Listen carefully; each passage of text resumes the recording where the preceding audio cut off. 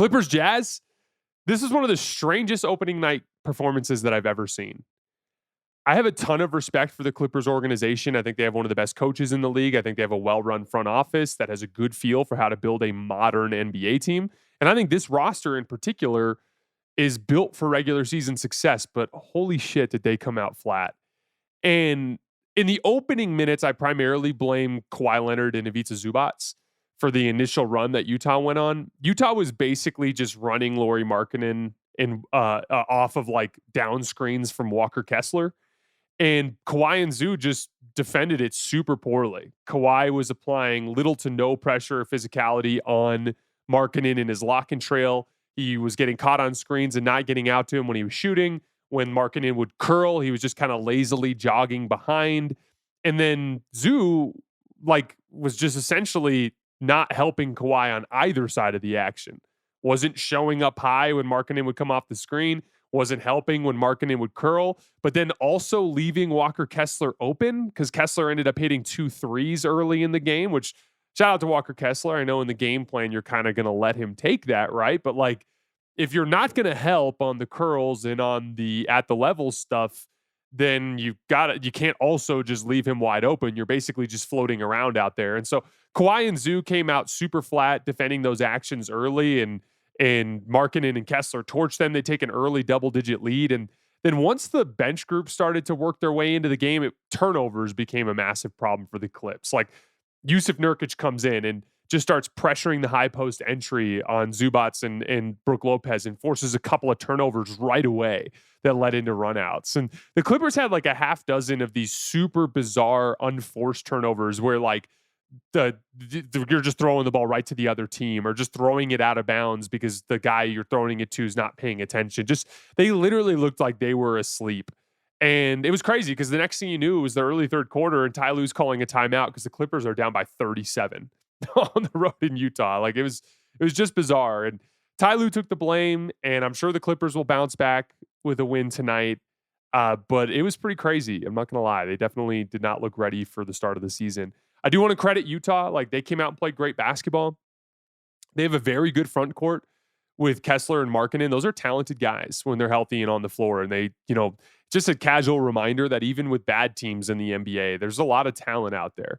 And if you come out and you bring a lackadaisical effort, I don't know that you can get away with it anymore night to night in the regular season. I mean, I rooted for the Lakers in a game that they lost to the Jazz last year. Like, this is a bottom feeder that puts some really high-level basketball players on the floor. I thought Keontae George was great all night. Bryce Sensabaugh came in and torched them from three, hit a couple big ones in the late second quarter, that helped kind of blow the game open. Really nice debut for the Utah Jazz. High-energy performance that kicked the Clippers' butt. Raptors Hawks. I thought Toronto's size, length, and athleticism in their starting lineup popped off the screen right away. When you have Brandon Ingram and Scotty Barnes, who are, in addition to being two really big forwards, Barnes brings a strength and power element. Ingram brings a length element. Ingram's more of an over-the-top shooter. Barnes is more of a rim pressuring type of player. But both of them are pretty high-level playmakers for the forward position. Jakob Poeltl, obviously a big, strong center, kind of an underrated player in my opinion. And then RJ Barrett, obviously one of the more athletic kind of 2-3 swingmen out there. At 2 through 5, they're just very physically imposing. And they came out with super impressive defensive intensity right from the jump. And it just was a carryover from what we saw from the tail end of last season, if you guys remember. They ran the floor insanely well in transition, kind of flipping the script on what Atlanta typically likes to do. Toronto had 43 transition points in this game.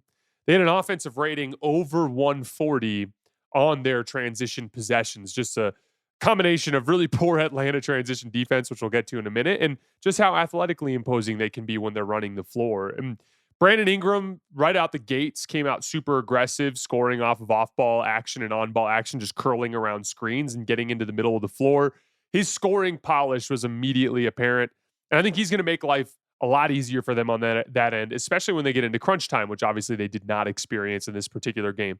I thought RJ Barrett was fantastic. He hit some much-needed threes early in the game to space the floor, did a great job pressuring the rim. He obviously played really good defense as well. And the Raptors just went into Atlanta and smacked them. They had 7 guys in double figures.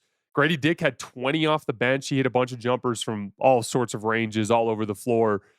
They were just 6 for 25 from three. And yet they logged a 122 offensive rating. And it was a combination of two things. Obviously, the transition pushes. When you have over 40 transition points in a game, that's a pretty unusual number to see there. That's a big way to boost your offensive rating. And then the second piece of it is when they got in the half court, they had a lot of really impressive ball and player movement. They got in and out of actions quickly. They ran a lot of actions on every possession. And one of the things that stood out to me is they do have more playmaking talent than you would think. Like, for all the limitations in terms of shooting talent, we've seen this before with teams like the Golden State Warriors. Now they weaponize shooting in the form of Steph and Buddy Hield now and Klay Thompson in the past.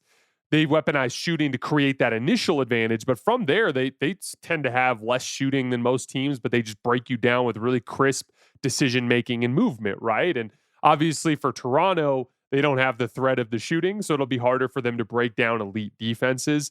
But one of the things I thought they did really well was they just passed and moved in and out of their actions well and got a lot of really good looks at the rim.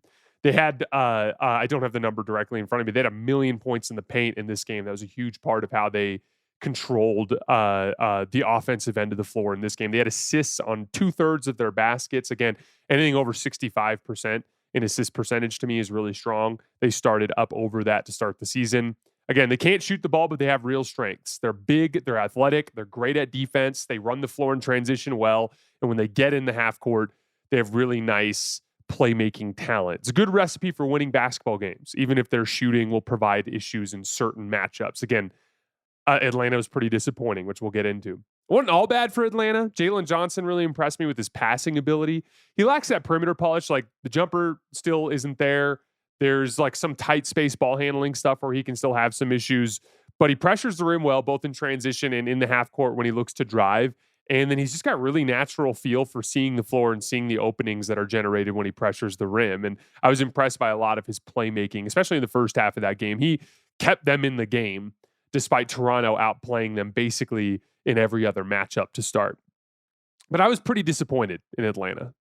For a group that has so many great athletes and some guys with some good defensive reputations, right? With Dyson Daniels and Nickeil Alexander-Walker, I thought they were just super sloppy guarding the actions that Toronto was running in the half court. Like, they botched switches constantly in this game. And you want to credit the Raptors for their movement, for their passing. And again, like, you do that kind of stuff, it has the potential to lead to defense making mistakes.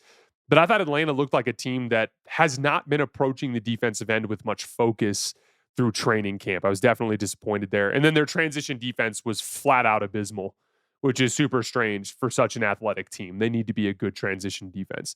Nickeil Alexander-Walker seems to have taken his new role in Atlanta as like a high volume ball handling role, which I think is a misallocation of what he does well. I think he's at his best when he's guarding the ball and then playing with an advantage, taking catch and shoot threes and using more of his ball handling ability, driving closeouts and playing when the defense is already compromised rather than attacking out front. Now, he's going to have to do a certain amount of that because Atlanta's not as heavy on ball handling as Minnesota was.